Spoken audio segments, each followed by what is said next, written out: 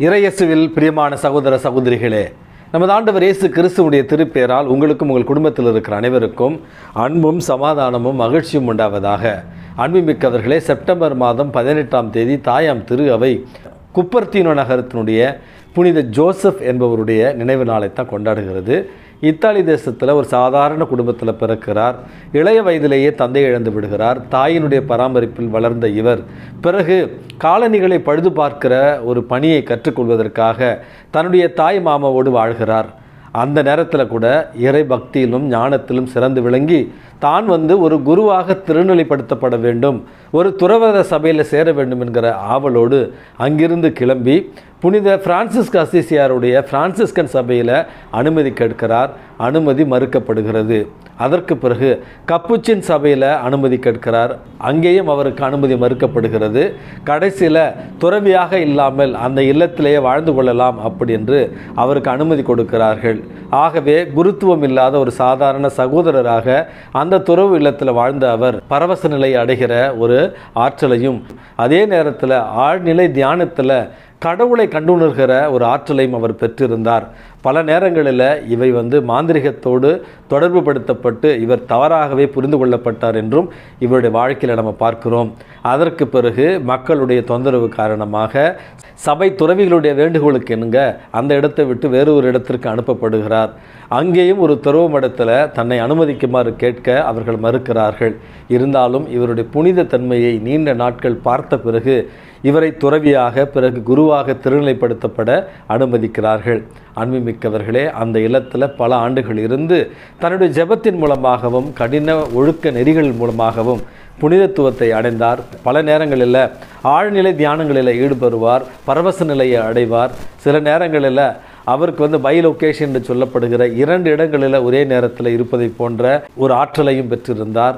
பறக்கக்கூடிய தன்மையும் இவர் பெற்றிருந்தார் என்றும் இவருடைய வாழ்க்கை வரலாற்றில் நம்ம வாசிக்கிறோம். இதனுடைய ஒரு காரணமாகவே தவறாகவே புரிந்து கொள்ளப்பட்டு மக்களால் அல்லது சபையினுடைய சக துறவிகளால் தவறாக தீர்ப்பிடப்பட்டு மனவேதனையோடும் வருத்தத்தோடும் அவர் தன்னுடைய இறுதி காலத்தை கழித்தார்.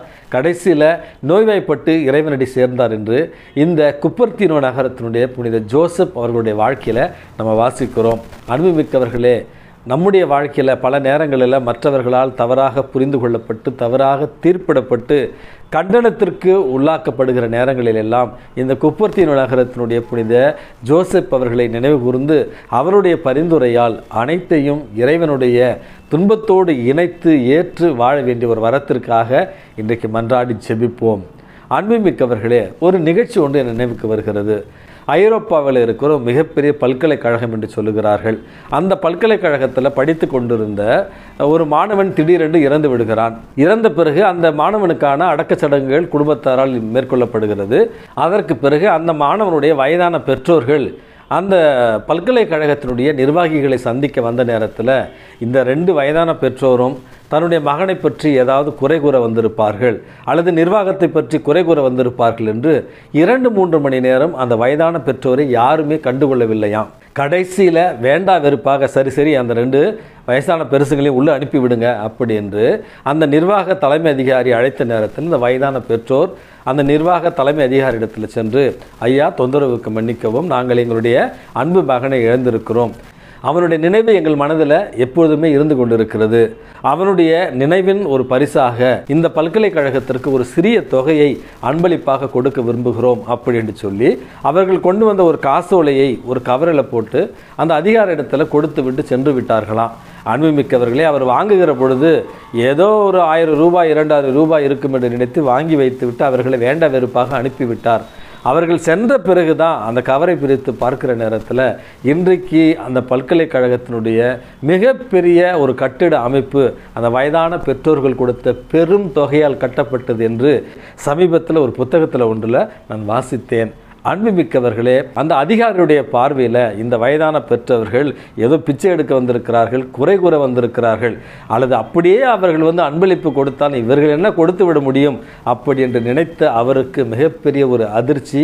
காரணம் அந்த பல்கலைக்கழகத்திற்கு அன்பளிப்பு கொடுத்தவர்களிலேயே இவர்கள் கொடுத்தது தான் மிகப்பெரிய தொகை என்று இன்றும் அவர்கள் அறிவித்திருக்கிறார்கள். இதை சொல்லுவதற்கான காரணம், இன்றைக்கு நற்செய்தி வாசகத்தில் நமது ஆண்டவர் இயேசு கிறிஸ்து பரிசேயர்களுடைய சதுசேயர்களுடைய மனநிலை எப்படி இருக்கிறது என்பதை பற்றி சொல்லுகிறார். உண்ணாமலும் குடிக்காமலும் நோன்பு இருந்து வந்த திருமுழுக்கு யோவானை பார்த்து இவன் பேய் பிடித்தவன் என்று சொல்லுகிறார்கள்.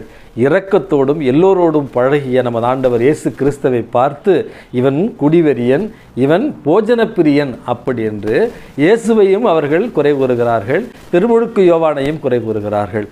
அவர்களுடைய மனதில் தங்களையே தாழ்த்தி மற்றவர்களை எல்லா சூழல்களிலும் குறை கூறுகிற அல்லது தீர்ப்பிடுகிற ஒரு மனநிலையில் வாழ்ந்ததைத்தான் நமது ஆண்டவர் இயேசு கிறிஸ்து கண்டித்து திருத்த விரும்புகிறார். நம்முடைய வாழ்க்கையில் கூட பல நேரங்களில் நாமும் தீர்ப்பிடுபவர்களாய் நம்முடைய வாழ்க்கையை வாழ்ந்து கொண்டிருக்கிறோம். சமீபத்தில் சென்னையில் அசோக் நகரில் ஒரு அரசு பள்ளியில் ஒரு மூட நம்பிக்கை பேச்சாளர் ஒருவர் பள்ளி மாணவிகளிடத்தில் மூட நம்பிக்கைகளை பற்றி பேசி கொண்டிருந்த நேரத்தில் அங்கு இருந்த மாற்றுத்திறனாளி பார்வையற்ற ஒரு ஆசிரியர் இவரிடத்தில் அதை தட்டி கேட்கிற நேரத்தில் அந்த மூட நம்பிக்கை பேச்சாளர் மாற்றுத்திறனாளி ஆசிரியரை பார்த்து, என்ன தெரியும், உனக்கு என்ன அறிவு இருக்கு, நீ டியோட அதிகம் படித்தவனா, நீ சியோட அதிகம் படித்தவனா, என்னை விட உனக்கு அறிவு அதிகமாக இருக்கா அப்படி என்று அவருடைய உருவத்தை பார்த்து அவர் ஒரு மாற்றுத்திறனாளி என்று தெரிந்து கொண்டு அவரை தவறாக தீர்ப்பிடுகிறார். உண்மையிலே 10ஆம் கிளாஸ் கூட பாஸ் ஆக முடியாத அந்த மூட நம்பிக்கை பேச்சாளர் வெறும் உடையில்தான் வெள்ளையாக இருந்தாரே ஒழிய அவருடைய எண்ணம் கருப்பாக இருந்தது. ஆனால் மாற்றுத்திறனாளியாக இருந்த அந்த ஆசிரியர் உண்மையிலே முனைவர் பட்டம் பெற்றவர், பகுத்தறிவில் முனைவர் பட்டம் பெற்றவர் என்று கேள்விப்பட்ட நேரத்தில் உண்மையாகவே நம்முடைய மனித மனங்கள் ஏன் மற்றவர்களை தீர்ப்பிடுகிற மனங்களாக இருக்கிறது என்கிற ஆதங்கம் எனக்கு ஏற்பட்டது. ஆகவே அன்புமிக்கவர்களே, இயேசு நம்மை அறிவுறுத்துவது போல நம்முடைய வாழ்க்கையில் எந்த சூழ்நிலையிலும் மற்றவர்களை தீர்ப்பிடுகிற, மற்றவர்களை தவறாக தீர்ப்பிடுகிற, தவறாக உண்மைக்கு புறம்பாக விமர்சனம் செய்கிற தீய பழக்கத்திலிருந்து விடுதலை பெற்று இறைவன் யார் மூலமாகவும் எப்படி வேண்டுமானாலும் நம்மிடம் உறவாடுவார், நம்மிடம் தொடர்பில் இருப்பார் என்பதை புரிந்து கொண்டு மனது முழுவதும் அன்பு உள்ளவர்களாய், இரக்கம் உள்ளவர்களாய், மனித நேயம் மிக்கவர்களாய் வாழ வேண்டிய ஒரு வரத்திற்காக இன்றே மன்றாடி செபிப்போம். எல்லாம் வல்ல இறைவன், தந்தை, மகன், தூய ஆவி உங்களையும் உங்கள் குடும்பத்தில் இருக்கிற அனைவரையும் நிறைவாக ஆசிர்வதித்து பாதுகாத்து வழி நடத்துவாராக. ஆமேன்.